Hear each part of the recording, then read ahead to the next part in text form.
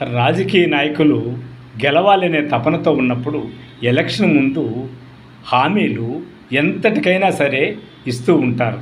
ఇవి ఆచరణ సాధ్యమా అవునా కాదనే సిచ్యువేషను ఆ రోజు ఉండదు.